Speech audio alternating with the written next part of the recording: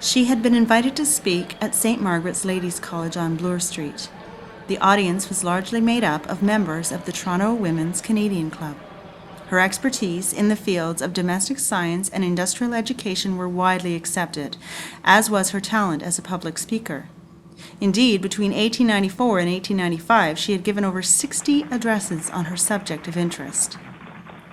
But this time, about 10 minutes into her talk, her voice failed. She put her hand to her head as if in pain. As a whisper of concern rippled through the audience, she was handed a glass of water. She smiled thanks, took a sip, spoke a few words, and then collapsed to the floor. The woman who had a part in establishing the YWCA as a nationwide organization, who was a member of the founding executive of the Victorian Order of Nurses, who was involved in the founding of the National Council of Women, who was the inspiration behind the Women's Institute movement, who had represented Canada at international councils, who had persuaded the province of Ontario to introduce home economics in schools, and who had secured funding for the training of teachers of domestic science, had died. It was the eve of her 53rd birthday. Amazingly, Adelaide Hoodless had started her public life only 20 years earlier. Haunted by the death of her small son, she began work that would evolve into a multifaceted campaign to give women the knowledge and institutions they needed to safeguard their families. Yet, even though all of the institutions that she had a part in founding are still at work today, Adelaide has been called, paradoxically, one of the most famous Canadian women, yet one of the most obscure. So how has this remarkable woman been remembered in the 100 years since her death? Do the ways that she has been commemorated indicate fame or obscurity? Well, actually, both.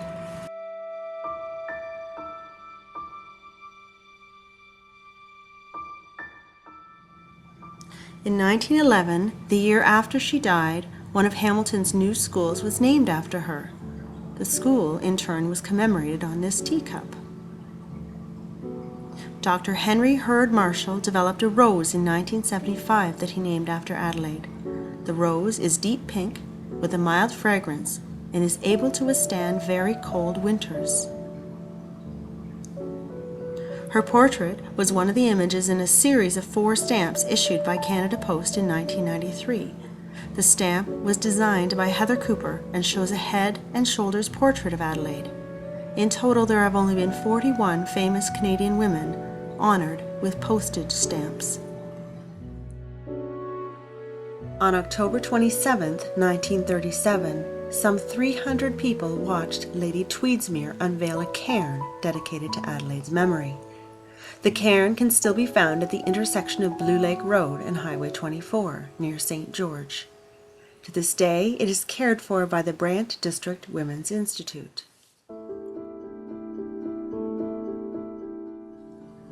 Yet, I believe that the most profound commemoration of Adelaide Hoodless is also the most recent. In 2003, the Hoodless Garden was created as a part of numerous celebrations to mark the 100th anniversary of the founding of the Macdonald Institute. Nestled inside 3 walls of the Institute, the garden is an ordered sanctuary. As one looks out over the Hoodless Garden from the windows of the Macdonald Institute, one is struck by a silver outline of Adelaide's face, which shines through the trees in winter.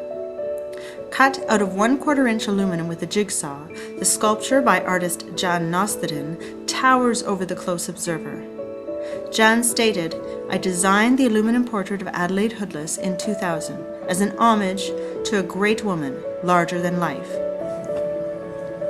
Jan mounted it 6 inches away from the wall, allowing light to shine through the image, casting a shadow onto the wall that moves with the sun. This sculpture is not only beautiful, it is a metaphorical statement on Adelaide's historical accomplishments and her enduring impact.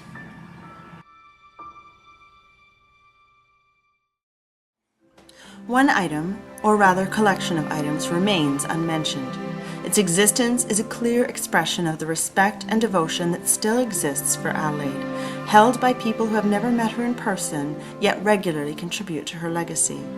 Adelaide's childhood home was acquired by the Federated Women's Institutes of Canada in 1959. The home was owned by the Hunter family for 55 years, and it has been owned by the FWIC for 51 years. A generation for family, a generation for history. 100 years after the death of Adelaide Hunter Hoodless, her commemoration does not exist in quantity, but it does exist in quality. Women around the world know her name, and through the organizations she founded, those who work in the home are sustained and respected, people are cared for, and women have increased mutual support.